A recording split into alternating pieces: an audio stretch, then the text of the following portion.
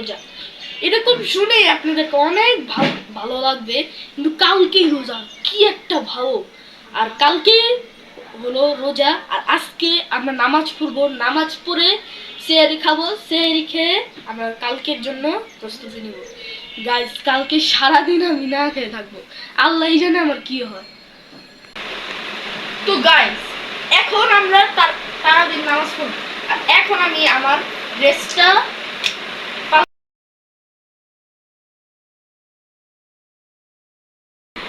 Guys, আমরা নামাজ পড়লাম সব করে, তারাবির নামাজ করে সব আমরা আল্লাহর কাছে মুনাজাত করে সব শেষ। আর আপনারা ভিডিওটা দেখতেছেন, আপনাদের সাথে দেখা হচ্ছে। গাইস, একটা জিনিস তো বলতেই ভুলে গেছি, এখন আজান দিতেছে, এখন ওযু করে আমরা নামাজটা পড়বো, এরপরে আমরা আপনাদেরকে দেখাবো কালকে ইফতারি কি হবে।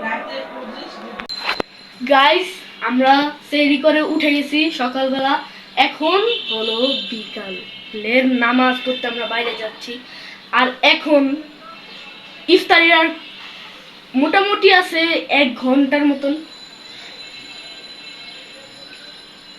1 ঘন্টার মতন আছে। এখন আপনারা দেখতে যান, আমরা বাইরে যাব, মসজিদে যেয়ে আমরা বিকালের নামাজটা পরে। তো গাইস, আমরা নামাজ পড়ে বের হয়েছি, আমরা যাচ্ছি।